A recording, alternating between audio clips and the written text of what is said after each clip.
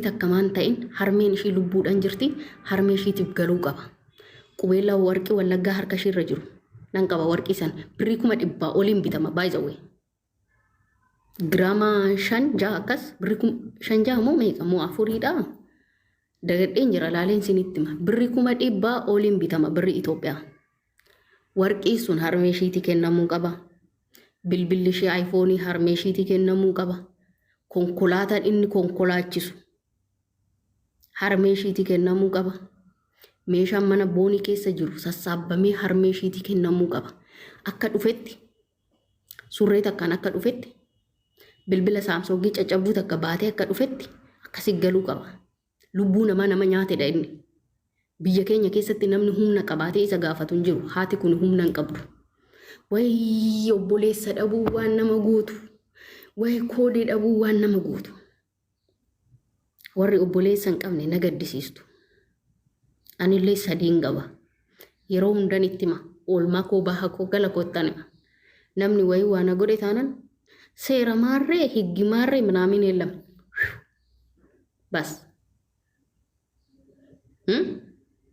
Dhiigni dhiigan deebi'a biyya naannoo nuti dhalannetti. Dhiigni dhiigan deebi'a naannoo nuti dhalannetti. Kan keessaniin beeknu malee.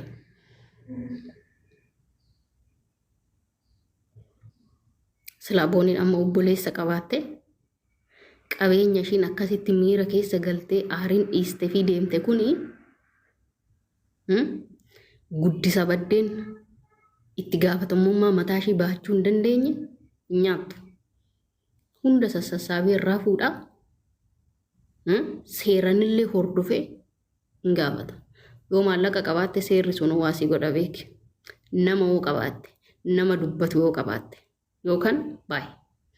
Akkuma TikTokii kanarraa warri sagalee Oromooti ofiin jedhan yoo kana dubbanne giiftii dhabna yoo san dubbanne sadaqaa dhabna jedhanii yaaddaan warri biyya keessas seerris namni wayii yoo gubboo kenne taff jedhee nama san fuudhee shabbeesii galcha.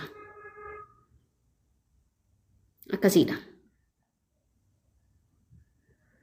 Dhiirri bara kana addunyaan akkana argite ati dhiiran siin jedha maqaan hin oolu dhiira nama nu tanaan illee dhiira nagarreessini. Dhiira nagarreessini anatu dhiira nagarre ani amma dhiiran siniin jedha wayi sinitti madaggeeffadha. Dhiirri biyya keenyatti durii dhagaa falaxeetiin itisaa jiraachisa. Dhagaa falaxee qansiraa dalagee bariillaa baatee bolokkeetti baatee maatisaa jiraachisaa akkasitti hojjetee fuudha ture. Isheen ammaa dhiirri saalbaa jedha qoshaashadha. Ani odoon face to face walitti dhufee dhiira ammaa tana lafee Haacaaluu Hundeessa annaaficce gadi dhiisa. Akkatti lafatti gadi qaxaqqatee akka boofaa gadi dhiisa. Dhiirummaan qabdanii. Nufaana chaapistiikii dibattu. Nufaana filitarii fayyadamtanii TikTok irra teessanii kaan immoo kunu asii harmasaa akkana godhee xumchaasaa dannasiisaa asirra taa'a. Dubartiin na laaltee keessannatti dhuftee natti amaraattuudha. Daasitti. Miseejii biraan qabu. Sigalee miseejii biraan qabu. Dubartiin jaalanne takka. Dubartiin barbaanne takka. Jireenya ishee maa balleessita. Maallaqaaf jettee dalagattee maallaqa fidduuf jecha jireenya obboleettii kee maa dukkaneessita. Maa harmee ishii boochista maa obboleeyyan ishii boochista. Jireenya ishee maa harkaa nyaatta. Guyyaa tokko tasa balaa konkolaataan dhabama taata addunyaa kanarraa.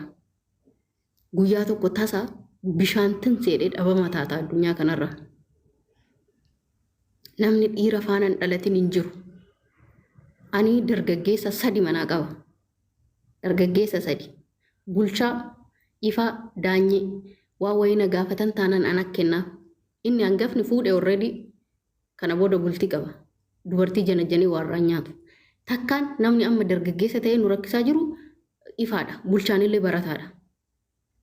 TikTokii seene taanan jala deemee ilaala eenyu dubartii eenyu koomentii kenneef tuni maali suni maali in gaafadha. Hindiisu jala deemee hordofa. Maaliif akka dubartii wayii taasa'e maallaqa irraa fudhanneef. Mana barumsaa deemtaa? Manja fiqaadii barattaa? Kana barbaadda san barbaadda hin godhaafani. Ani maallaqa kiyyarra. Dubartii ormaatitti akka inni taphatuuf ni eeyyamu. Isinii galee? Maaliif? Isatu dura du'a ta'a. Isatu dura du'a ta'a. Argitee? Amma Joosii namichi jedhamu halkaniif guyyaa sammuu isaana wal lolaa jiraata. Halkaniif guyyaa sammuu isaa faana wal lolaa jiraata. Maaliif? Gochaa boon irratti godhee. Booni harkaan qabee ajjeesuu baatullee sababa isaatiin lubbuun ishii darbeera. Yaa. Sababa isaatiin lubbuun intala kanaa darbeera. Aarsaa taateetti. Hin deebitu. Biyyeen galabaa miti walirraan xaraganii jedhee ajeen. Argitee? Himboo barsanuu mooyyuu nifti isaas rakarrakee himboo amma garaas nyaatte biyyee taana bu'anii fakkeechuudha lafaan rukutu girgiddaatti of maxxansu anuu bu'aafiin ture gubadhee sidhiisiti. Gaafa ishii dhiiste konkolaataa fudhattee deemtee dubartii biraa wajjin wal argitu sammiira ishee eeguu qabda ture. Yoo kana argite of miiti jettee seeftii ishee eeguu kan qabdu gaafas ture nadheen gadi.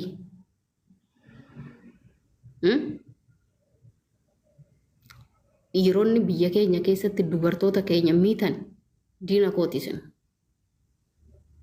Dubartii of ajjeeftu duuka dhiira gadhee gadi galtuu dhiira nagaas hin kennine. Dhiira yoo ati aarsaa irratti kaffalte homaatti hin fakkaanne. Dhiira akka dubartii mana taa'ee ati akka dhiiratti hojjettee isa jiraachistu. Dhiira akkasiiti. Dirqamatti fakkaata bar gaddeemtuun harree ribbii fudhatteedha Oromoon. Dirqamatti fakkaata. Dirqama miti. Dubartii kan jiraachisu ilma dhiirati. Armee koo kan jiraachisu abbaa koodha. Qotee hatee miti qotee gabareedha. Waggaa waggaadhaan yeroo qotiisni dhufu qotee galchee kan ishii jiraachisu abbaa kooti. Ishiin achi kaattee as kaattee eessayyuu fiddee isa hin jiraachisne. Dhiira akkatti beekna nuti. Dhiirri bara kanaa dhiira miti. Lixii. Lixii. Gaara billixii. Dhaabbatanii hoo hafan maalidha? Dhiira akkanaa faana jiraatanii du'u manna dhaabbatanii hoo hafanoo. Maseena yoo ta'anoo zarii yoo dhabanoo. Gaara bii zara bisocha. Sanuu yakki keessan akka mul'anneef addunyaa irratti በኮሜንት ነው ገዶላት የሰዎች የጥላቻ ንግግር ነው ጀዳን ገዲ ያኒ አዱኛ ረት ፌመሲ ታተን ወሪ ኦሮሞ ታተኒ አረባ በዳ ዋኑን ፈካኒ ወሪ በሬሲታን namoonni baay'ee viidiyoo isin hojjechaa jira arraba saba ishiitiin duutee saba ishiitu ishii xiqqeessee kana akkana ishii godhee maqaan isin baay'eera addunyaa irratti congratulation baga gammaddan.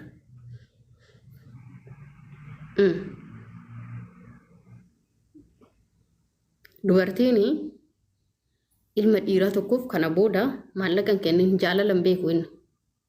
Harreen daara keessa gangalachuu bartee harreen ba'aa baachuu bartee aarsaa kee gatii kee hin beektu.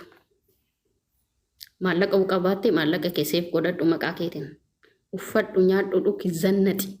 Warqee ittiin uffadhu iPhone ittiin qabadhu ol kaa'u achi godhu as godhu yoomifi eenyu folkeessa. Kan boruu waaqa beeka yoo jiraatte kan boruu waaqa beeka si galee ergaati duute isatti itti fayyadama kunoo amma booniin biyyee taate konkolaataa liqeeffattee bitteef isatti itti fayyadama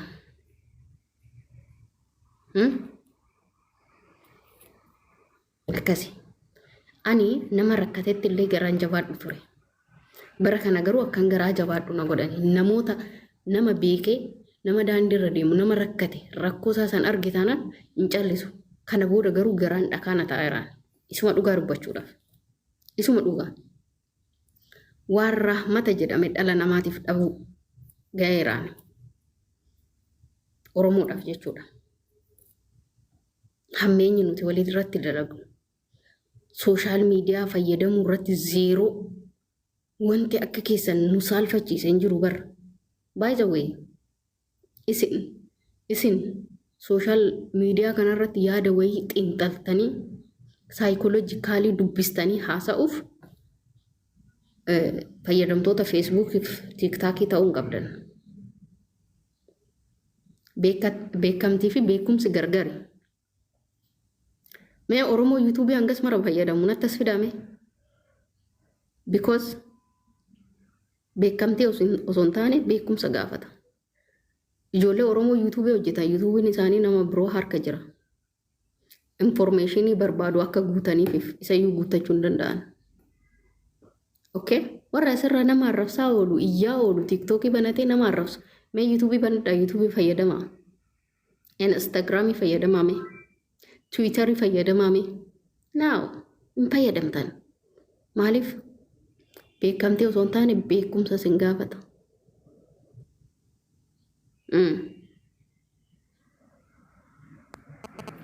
Kanaafi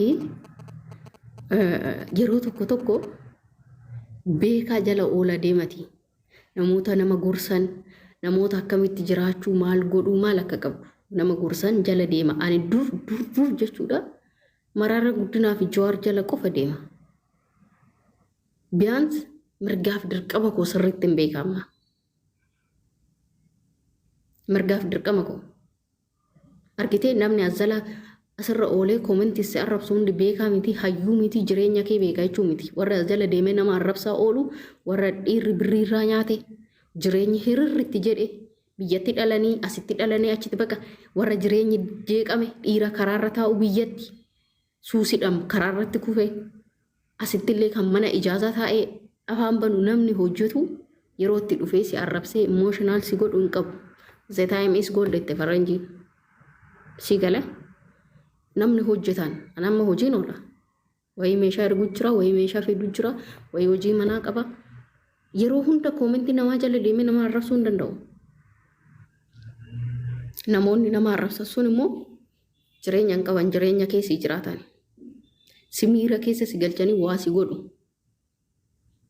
Si galee jaarraa kana keessa warri nama arrabsan nama jala deemanii suuraa maaramii irra godhatanii kaan hijaaba asitti uffatteet nama jala deemte yaa Rabbi yaa Allah du'a ishii kanaas na agarsiisi.